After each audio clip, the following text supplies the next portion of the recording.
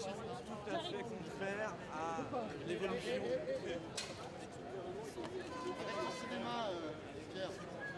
Ça se présente comme étant un accord de commerce, c'est-à-dire pour faciliter le commerce.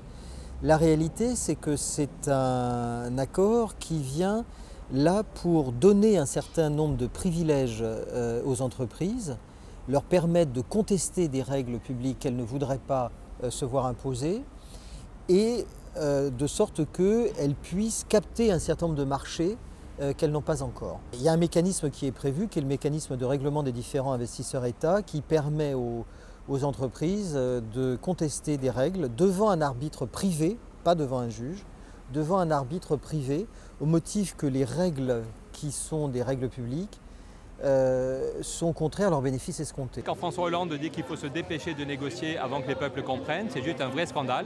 Nous, on pense au contraire qu'il est important que tous les citoyens comprennent et que du coup, la plupart des citoyens vont s'opposer à cette logique de dérégulation. Concrètement, est-ce que vous trouvez normal qu'une entreprise multinationale puisse faire un procès à la France ou à l'Allemagne en disant « vous avez mis en place un salaire minimum, je fais moins de bénéfices et donc je vous demande une réparation ». C'est du délire, c'est contraire à des siècles de démocratie qu'une entreprise multinationale puisse s'opposer à un gouvernement en disant que ses normes sociales ou environnementales sont trop élevées. Ce qui est en cause fondamentalement dans le grand marché transatlantique, c'est bien le transfert, comme le souhaitait Rockefeller dans cette célèbre citation où il disait que le pouvoir privé lui semblait l'entité la plus adéquate pour remplacer les gouvernements. C'est le transfert du pouvoir d'édicter des normes. Mais qu'est-ce que c'est édicter des normes si ce n'est l'acte principal d'un gouvernement et d'un parlement, mais avec évidemment beaucoup d'imperfections. Ce qui s'est fait jusqu'ici par les États, par les gouvernements, par les collectivités territoriales, se faisait plus ou moins au nom de l'intérêt général. Dès l'instant où ce sont des firmes privées qui ont la maîtrise de la définition des normes, ça se fait au nom d'intérêts particuliers. Et personne ne peut contester que la somme des intérêts particuliers n'a jamais fait l'intérêt général. Et moi, ce que je reproche aussi à cet accord, c'est qu'on est dans une logique libérale, de fuite en avant libérale. En disant, allons-y, faisons du commerce, organisons le libre-échange et la norme sortira des accords commerciaux. Je crois qu'il faut être dans une position autre.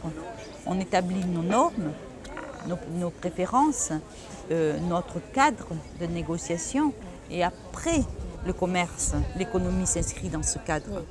Mais ce n'est pas aux échanges commerciaux, aux multinationales, comme vous dites, de fixer la norme. TAFTA, c'est pour nous un risque immense au niveau global, c'est-à-dire qu'aujourd'hui, le système de santé dans la plupart des pays d'Europe, en tout cas d'Europe de l'Ouest, est basé sur un financement public ou un financement de solidarité à travers la sécurité sociale. Il est clair que TAFTA vient avec un tout autre modèle. C'est un modèle où on amène des fonds privés à travers des assurances privées. C'est un risque majeur de dualisation de la santé, c'est-à-dire que ceux qui ont la chance d'avoir un emploi, du fric, de quoi se payer une assurance privée, auront des soins de qualité, ça il faut encore voir, et les autres, ils seront dans un système d'assistance où on va leur faire des soins de deuxième zone et vraiment avec un risque majeur d'exclusion pour toute une série de la population.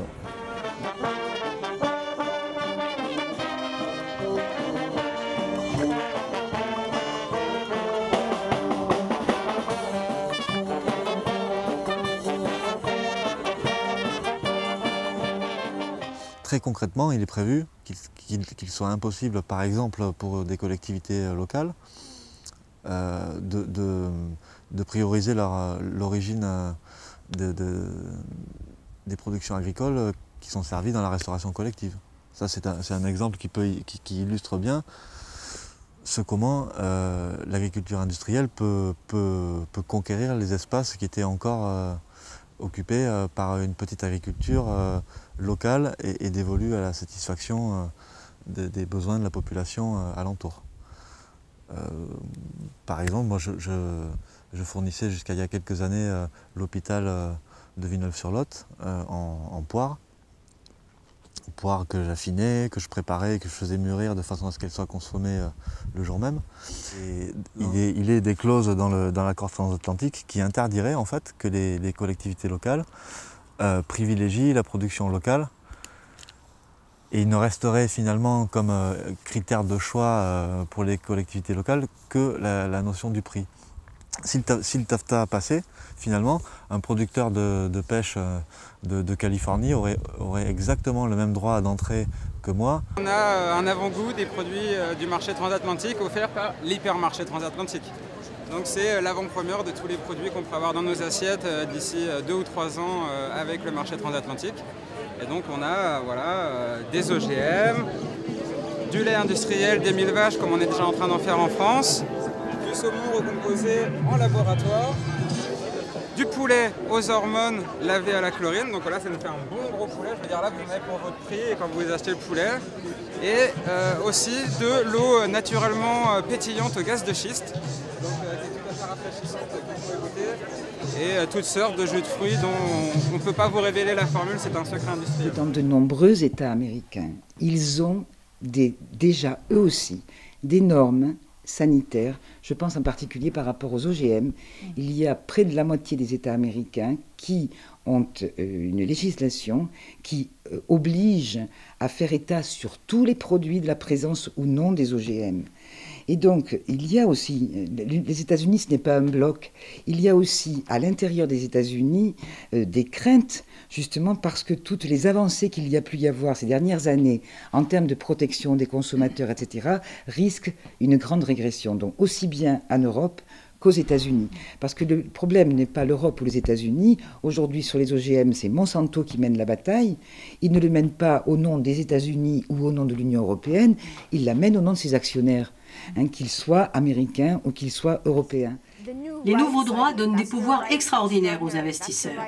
De nouvelles règles pour faciliter la délocalisation de nos emplois, attaquer nos lois, demander à l'État de l'argent en compensation, modifier les règles de propriété intellectuelle, diminuer nos accès et libertés sur Internet, diminuer la protection de notre vie privée ou encore augmenter le prix des médicaments. Dans ce que cet accord propose pour fabriquer cette convergence, effectivement, on va construire des comités paritaires entre des représentants de l'Union européenne, des représentants américains, qui vont négocier pour s'entendre sur des normes. Et à partir du moment où on n'a plus le filtre démocratique des parlements, du débat public, il n'y a pas de raison qu'on oppose aux scientifiques qui vont se mettre d'accord ou aux multinationales qui vont se mettre d'accord la notion de préférence collective. Eux, ils vont décider ce qui est bon pour vous, mais surtout ce qui est bon pour eux, pour leurs échanges. Dans une négociation de ce type, il y a un deal obligatoire, c'est-à-dire je lâche quelque chose pour que l'autre lâche aussi. L'Union européenne se bat véritablement pour l'ouverture des marchés publics américains. Et en échange, ce qui serait échangé, c'est l'abandon de fait de ce que nous avons en Europe et qui figure même dans le traité de Maastricht, même si nous ne sommes pas d'accord avec ce traité, c'est le principe de précaution. Le principe de précaution qui agit de fait de manière très insuffisante, mais qui agit de fait dans un sens normatif, puisque dans le cas où il y a une incertitude, eh bien, on doit attendre pour pouvoir développer un produit, développer une technologie.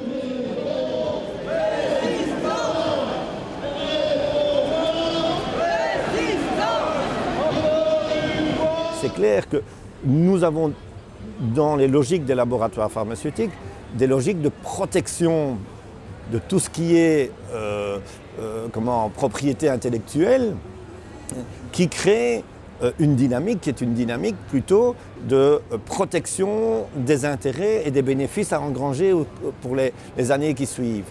Là, nous avons des doutes énormes sur notamment ce qu'on appelle les médicaments génériques en Europe, qui sont repassés au public toute une série de brevets qui aujourd'hui ont amorti déjà la recherche, etc. Donc là, nous pensons que nous risquons très fort de voir se prolonger la durée de vie de ces brevets et avoir un risque de ne pas faire bénéficier au maximum la concurrence alors sur la production de ces molécules qui ne sont plus brevetées ou réservées en tout cas au producteur initial. Alors l'accès à l'énergie est un des enjeux aussi très importants, l'accès au sous-sol. Il n'y a a priori aucun domaine qui est exclu des négociations. Donc que ce soit les services publics, les marchés publics, les concessions publiques. C'est l'Union européenne aussi qui demande aujourd'hui la libéralisation totale de la production et des services de l'énergie. Et en particulier pour tout ce que sont les hydrocarbures non conventionnels. Évidemment, nous pensons au gaz de schiste. Il y a un risque évident de poursuite dans un modèle d'énergie fossile, avec tous les risques qui se posent par rapport au changement climatique. Donc là, si on a une dérégulation telle que la demande de l'Union européenne et telle que la demande des lobbies états-uniens, Chevron, etc., bon là, on est parti pour une exploitation massive des gaz de schiste, et avec tous les problèmes que cela peut poser.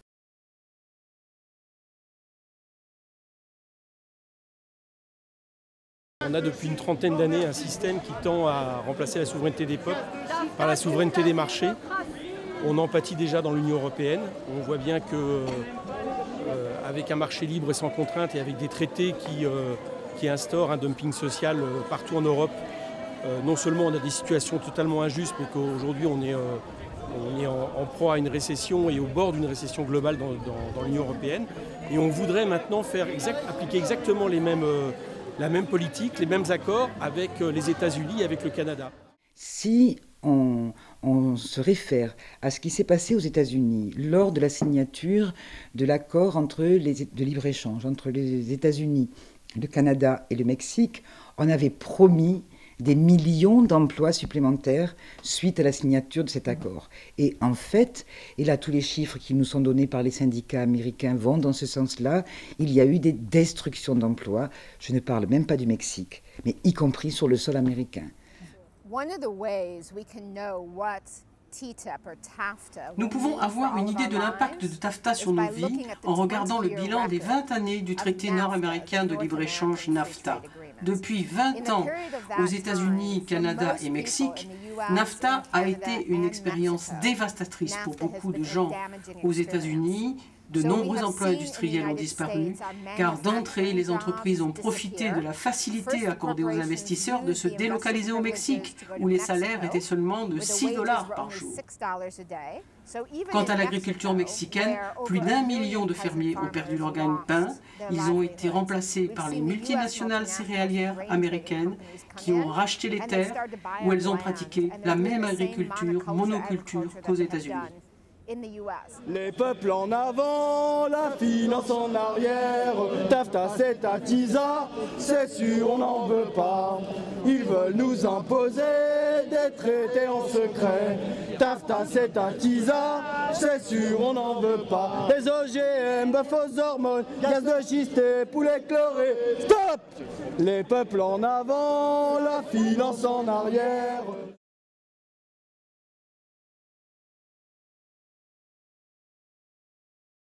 Le plus dangereux, sans en faire d'ailleurs uniquement un objet qui pourrait nous occulter le reste, c'est la régulation des conflits, c'est-à-dire la mise en place à l'échelle internationale de dispositifs de tribunaux arbitraux. C'est quelque chose de, pour nous, fondamentalement inacceptable et qui est un marqueur en termes juridiques de ce qui se passe par ailleurs en termes économiques dans le cadre de ce traité. Cela permet à une entreprise transnationale de porter plainte contre un État dans la mesure effectivement où elle estime ses intérêts lésés. Et cet arbitrage est effectué par des juridictions privées.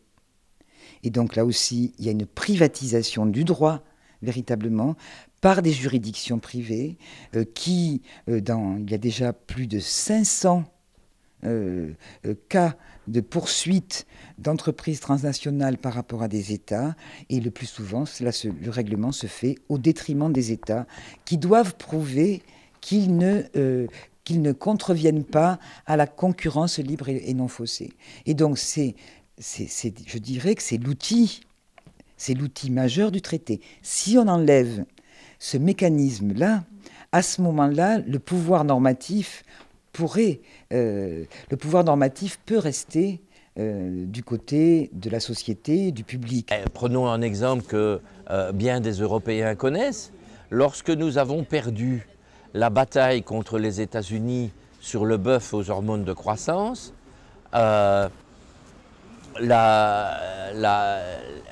les pays qui ont perdu étaient devant soit l'obligation de payer ce qu'on appelle des compensations, qui se chiffrent en centaines de millions de dollars, soit d'abroger l'interdiction, la règle, donc l'interdiction du bœuf aux hormones de croissance. Concernant les plaintes des entreprises devant les tribunaux arbitraux privés prévus par NAFTA, ce sont 400 millions de dollars qui ont été versés aux entreprises suite à leurs actions contre nos lois sur l'eau potable, la sécurité alimentaire, l'environnement, l'étiquetage et les normes réglementaires minimales. L'exemple le plus connu est celui de ce qu'a été tenté la multinationale Philip Morris en Australie, et qui a engagé une procédure contre le gouvernement australien qui lui-même de son côté avait engagé des campagnes publiques de lutte contre le tabagisme. On sait au jour d'aujourd'hui que cette décision-là a, par exemple, fait reculer au Royaume-Uni la mise en place de ces mêmes politiques publiques-là, tout simplement parce que ça desservait les intérêts d'une multinationale du tabac. C'est un système de gestion des différends qui est supra-démocratique ou post-démocratique. Voilà. Voilà. Et donc effectivement, la souveraineté des États, c'est-à-dire la souveraineté populaire qui se dote de règles, est assujettie à des intérêts commerciaux. Si on n'a pas des tribunaux indépendants, des intérêts commerciaux, et par contre, politiquement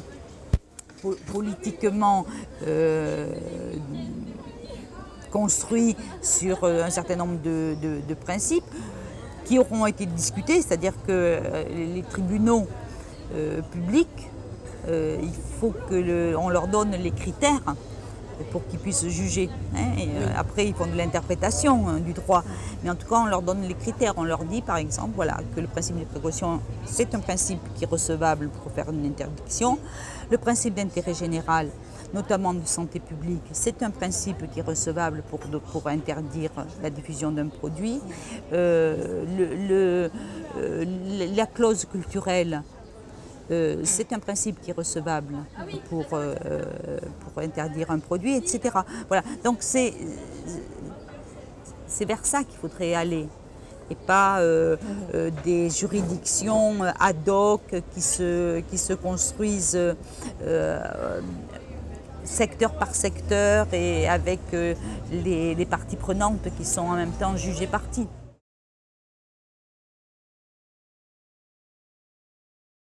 Si nous reprenons véritablement ce qu'est ce projet, c'est-à-dire un transfert des normes sociales et politiques vers des normes privées produites par des firmes. Moi, j'appelle ça un coup d'État. C'est un coup d'État soft, je dirais, qui se fait sans les barbelés et sans les chars, mais c'est un coup d'État parce que c'est priver le pouvoir politique d'une capacité réglementaire. Bon, c'est un coup d'État contre la société, contre les États. C'est le lobbying qui prime. Autrement dit, nous ne sommes pas dans une situation dans laquelle ce qui va être entendu Ça va être par exemple les associations et les ONG défenderesses de l'intérêt général, des droits des uns et des autres, mais c'est des groupes de pression, c'est des groupes d'influence qui viennent d'une certaine manière négocier et prendre place dans le cadre des négociations dans l'opacité la plus complète auprès des commissaires européens. La principale menace de TAFTA pour les citoyens européens, américains comme du monde entier est que ce type d'accord devienne un modèle commun de gouvernance mondiale, faite par et pour les multinationales. Le plus grave est que ces nouvelles contraintes ôteraient aux États le pouvoir de garantir la sécurité alimentaire ou d'assurer la stabilité bancaire en cas de nouvelle crise. C'est une combinaison qui donnera plus de pouvoir aux entreprises, moins au gouvernement et qui sera verrouillée de façon permanente. También quiero mencionar que estos tratados de libre comercio o tratados de inversiones se pueden deshacer. Je veux dire aussi que ces traités de libre-échange ou traités d'investissement peuvent être démantelés. Ce n'est pas comme s'ils étaient gravés dans la roche et qu'ils étaient éternels. En Bolivie, à notre arrivée au gouvernement, nous avions un seul traité de libre-échange avec le Mexique. Pendant 2 ans, nous nous sommes efforcés de remplacer ce traité de libre-échange par un accord de complémentarité économique. Au final, nous avons réussi, avec un résultat commercial qui n'a pas été mauvais. C'est pour dire que le soleil se lèvera toujours sans les traités de libre-échange et qu'il est préférable d'avoir des accords plus restreints qui se limitent aux échanges de biens et qui ne touchent pas à la capacité de régulation de l'État sur des sujets essentiels comme les services publics, comme l'énergie, la santé, l'eau potable ou la souveraineté de l'État sur le système commercial. La souveraineté sur son système judiciaire. En fait, ce qui se passe, c'est que depuis des années, il y a des associations, des syndicats, quelques responsables politiques qui dénoncent ce qui est en train de se passer. Mais, et ça, ce n'est pas un des moindres scandales de cette affaire, c'est que ça s'est passé dans l'opacité totale.